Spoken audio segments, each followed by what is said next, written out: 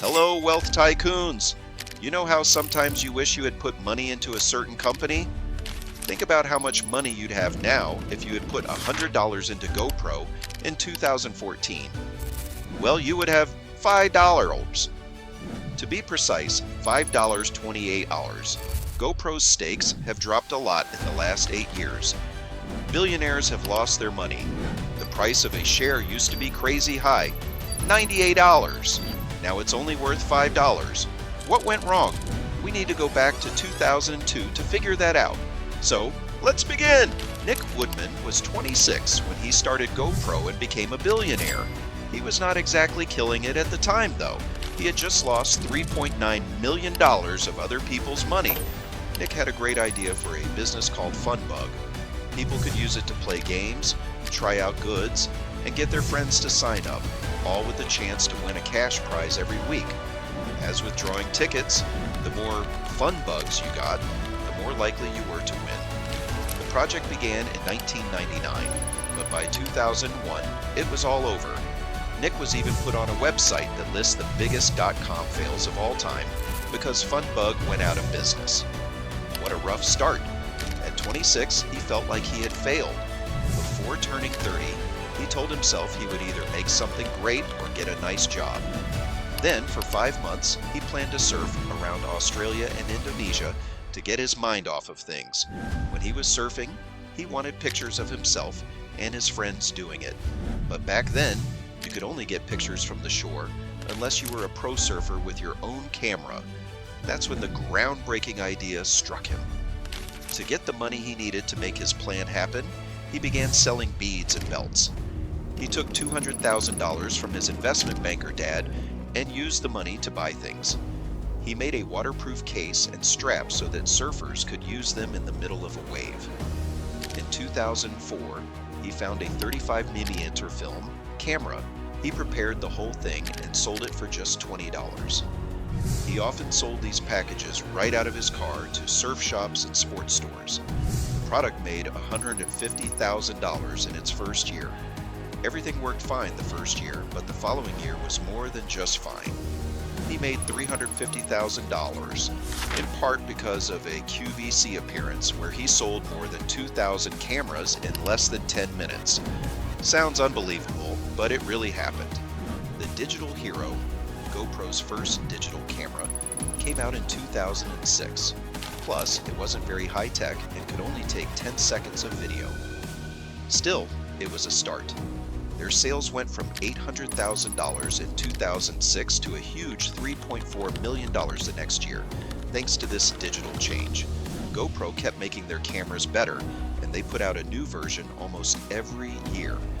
That being said, GoPro was not just worth over $2 billion by 2013 because it had better cameras.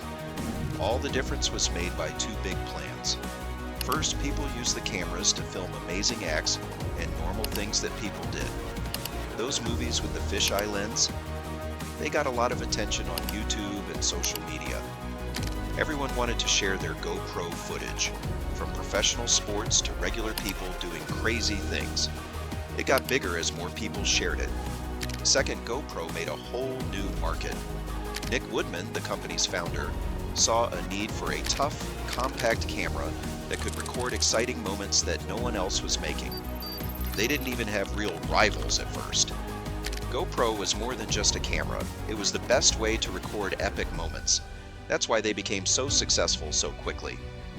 That's when Foxconn chose to join the fun in 2013.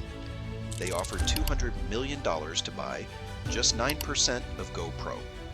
The deal worth $2.25 billion made Nick Woodman, the founder of GoPro, a billionaire right away. Boom, that was it. Billionaire status was opened. The noise didn't stop there, though. Early in 2014, GoPro was ready to play in the big leagues. They sent paperwork to the SEC to become a public company. All of a sudden, the business was worth $3 billion. People who bought shares early, when they were only $24, saw their money more than triple in just 3 months. Doesn't that sound like a dream? Well, this is where things began to go wrong. Before we begin with how GoPro went down, just wanted to ask and tell, that if you having fun watching this video, you can appreciate our work by giving us a like. It keeps us motivated to bring such videos for you. Let's jump back onto GoPro and its downfall. There were small red flags from the moment GoPro went public. In their prospectus, which is a fancy document that businesses use to tell possible investors about themselves, they hinted at goals that went far beyond selling cameras. They thought GoPro would be a new media company. Big hopes and risks. GoPro made $1.6 billion in sales in 2015, which was its best year. That's amazing, right? After only 1 year, though, that number dropped to $1.1 billion and stayed there until the pandemic hit in 2020. For a camera company, $1.1 billion is still a lot of money, but income only includes money that comes in.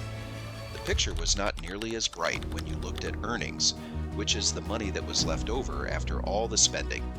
GoPro made a net profit of $112 million in 2014, the year they went public. They made $1.4 billion in sales. They made a good return of about 8% on that. Good numbers, right? They made even more money the next year, in 2015, making $1.6 billion. With the same 8% profit margin, they should get about $128 million.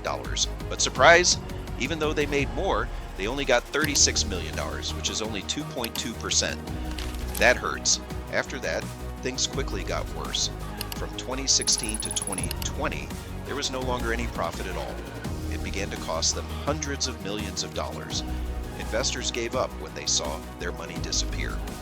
It happened because of not one, but many mistakes. GoPro has done a lot of bad things over the years. Remember how they tried to appear as a cool, new media company? That was more than just a show. They knew that media companies were often worth more than tech companies before they went public. Not only were they not trying to trick anyone, but they did want to grow from selling cameras to being a big name in the entertainment business. To compete with big companies like Netflix, Amazon, Red Bull, and YouTube, which already made their own material, they set out to make their own. Though it sounded like a good idea, things didn't quite work out the way planned. The only real thing GoPro could do to stay ahead of the competition was to build their own platform and start making their own videos. GoPro's founder, Nick Woodman, saw that the company could grow into a huge media business. So they went for it. A new tech team was brought in to build the platform, and more than 100 people were hired to make content. But things quickly got worse after they made this big jump. A lot of money was leaving the door. They had more than 30 shows going at once, and the costs to put them on ranged from $10,000 to over $100,000 each. The worst part is that a lot of these shows were never shown, and the platform never even came out. However, that was not GoPro's only trouble. Nick Woodman started living the high life after the company went public. He was worth over $3 billion by 2014 and was the highest paid CEO in the US. He got a private jet, a huge yacht, several homes, and old cars. While Nick was enjoying his success, his desire to spend a lot of money spread to GoPro. The company hired more than twice as many people in just 18 months, going from 700 to over 2,800. At the same time, they spent a lot of money on entertainment projects, and their main goods, cameras, started to do badly.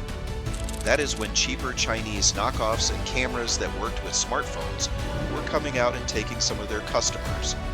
They didn't pay enough attention, as shown by the GoPro Hero 4 session. It was a smaller version of their Hero 4 camera, but it didn't have a screen and only had one button to record. It was meant to be their least expensive option at $199, which compared to their $399 top model would have been a great deal. But GoPro was too sure of itself. They thought they could just throw it out there for $399, and people would buy it because it's GoPro. People were just beginning to trust GoPro with cameras, but this product was no longer a budget choice when it cost the same as their main product. They also didn't do much advertising because they thought the product would spread by itself. Well, bold move. Not in a good way, though. The truth hit quickly. People were not buying the Hero 4 session. They cut the price by $100 2 months after it came out. They dropped it another $100 after 3 months. The Hero 4 session was back to where it should have been at $199 all of a sudden, but the harm was already done.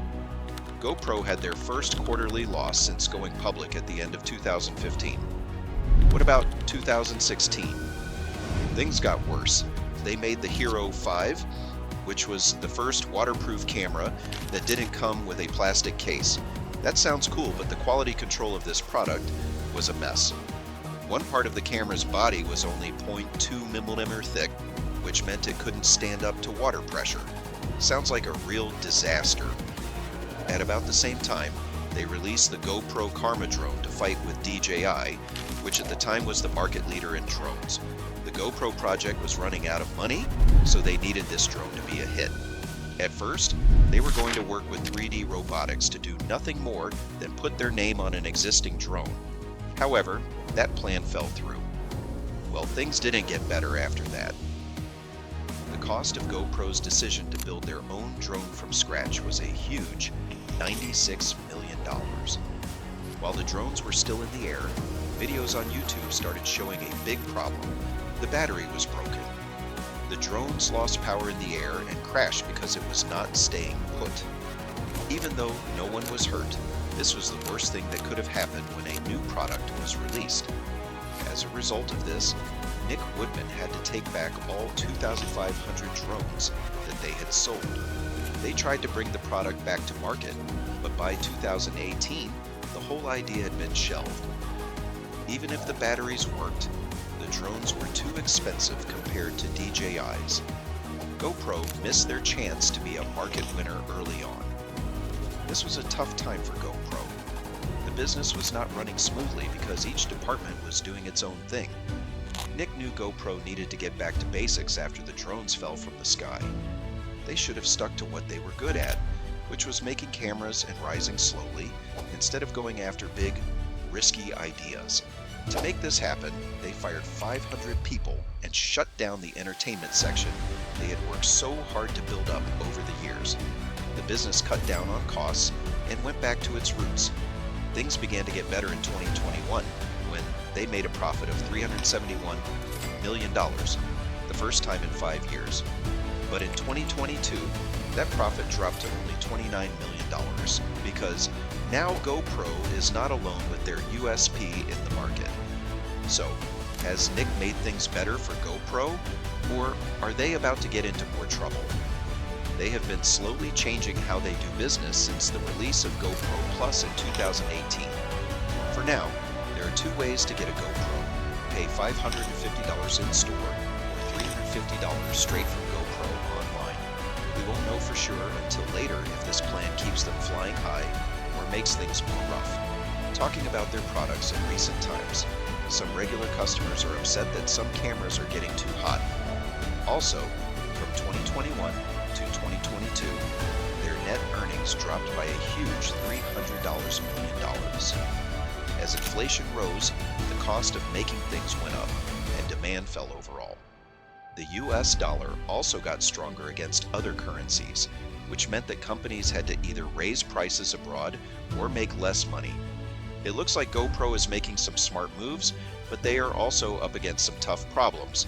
Will they ever be as good as they were in 2014? What do you think? Do share your views with us in the comment section below. If you want us to cover any particular business, you can mention that in the comment section, and we will take care of the rest. Till then, you can check out existing videos on some businesses that people thought will change the world, but things went otherwise. In the end, if you enjoyed watching this video, you can appreciate our efforts by simply liking and sharing the video. And don't forget to subscribe to our channel for more such videos. See you soon in another video.